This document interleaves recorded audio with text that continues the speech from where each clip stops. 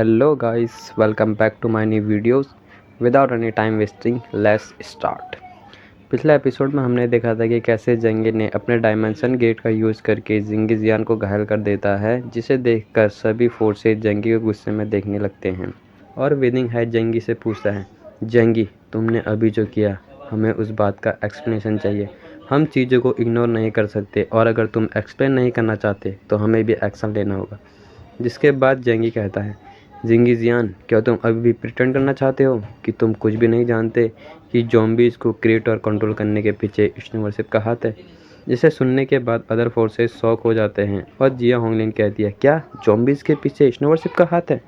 और ये सब सुनने के बाद स्नोवरशिप के सभी सोल्जर और भी गुस्सा हो जाते हैं, जिसमें से एक सोल्जर जंगी को कहता है, क्या बेवकूफ़ों वाली बात कर रहे हो? तुम जानते भी हो कि इस ज़ॉम्बी टाइड की वजह से हमारे कितने मेंबर मारे जा चुके हैं, और अगर हम ज़ॉम्बीज़ को कंट्रोल करते तो क्यों अपने ही मेंबर को मारते?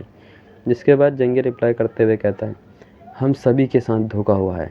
युआन कॉनवे द्वारा दिए गए आई सोल को जो भी यूज़ करता है, उसके मरने के बाद उसकी पावर युआन कॉनवे के पास चली जाती है, जिससे उसकी एबिलिटी और भी बढ़ जाती है। यहाँ तक कि स्नोवरशिप के मेंबर भी उसके लिए कोई मायने नहीं रखते, वो बस उनके पावर को अवेक करके मरवा देती है, और जब वो मर जाते हैं उन्हें युआन कॉनवे ज़ॉम्बीज़ में बदल देती है, जो आम लोगों से अधिक पावरफुल होते हैं और इन्हें मारना मुश्किल होता है।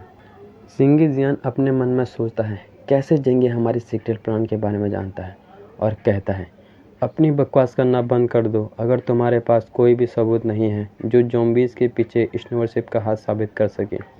जिंगिज़ियान जंगी की बातें सुनकर घबराते हुए कहता है, जंगी तुम हम पर झूठा आरोप लगा रहे हो।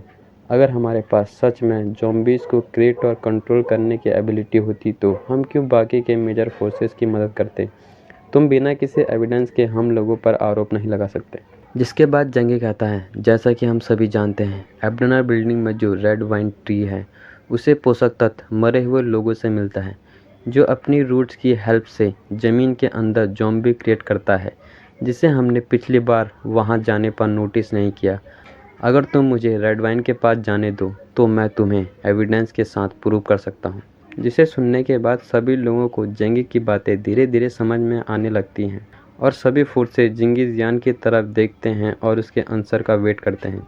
जिंगिज़ियान रिप्लाई करते हुए कहता है, क्या होगा अगर तुम्हें वहाँ कुछ भी नहीं मिले तो?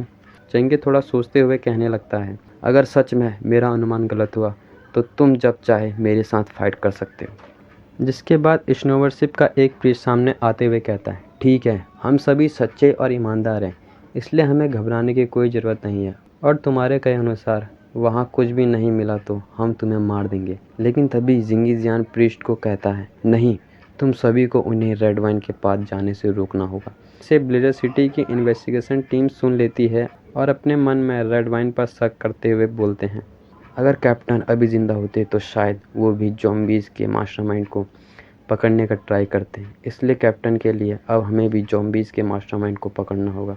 और सारी बातें सोचकर बेली चिंगन कहता है, क्या तुम हमें रेड वाइन के पास जाने से रोकना चाहते हो? जिसके बाद जिंगिज़ियान सभी प्रीस्ट को सच्चाई न बताते हुए उन्हें बहाना बनाते हुए कहता है, हमें उन्हें रेड वाइन के पास जाने से रोकना होगा।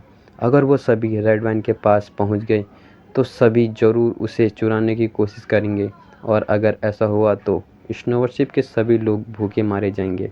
जिंगिज़ियान के इतना कहते ही सभी प्रीस्ट जंगी और अदर फोर्सेस को रोकने के लिए रेडी हो जाते हैं, और जंगी की तरफ देखकर कहते हैं, तुमने सच में एक पल के लिए हमें भी अपने जाल में फंसा लिया था, मगर हमें बेवकूफ़ बनाना इतना भी आसान नहीं है जितना तुम सोचते हो। अगर तुम सच में हमारे साथ फाइट करना चाहते हो तो हम भी तुमसे फाइट करने के लिए रेडी हैं। और सभी प्रीस्ट जंगी की तरफ भागते हुए आगे बढ़ते हैं। जिसको देखकर जंगी कहता है, मेरे पास तुम पर टाइम वेस्ट करने का समय नहीं है, और अपने राइट हैंड को अपनी आंख पर रखकर कहता है, प्यूपल टेक्निक। जिससे जंगी की आंखों में ब्लू लाइट दिखाई देती है और सभी प्रीस्ट के बीचों बीच एक गेट ओपन हो जाता है, जो सभी प्रीस्ट को अपनी ओर खींचने लगता है और एक विस्फोट के साथ सभी को टुकड़ों में उड़ा देता है।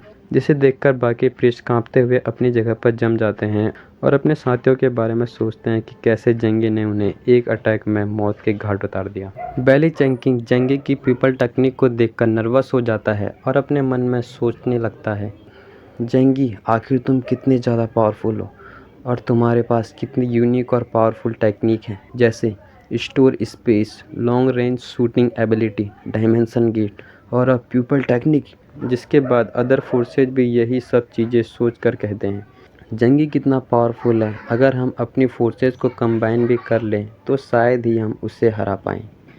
तभी फैटी शू जंगी को कहता है, बॉस जिंगी जियान भागने की कोशिश कर रहा है।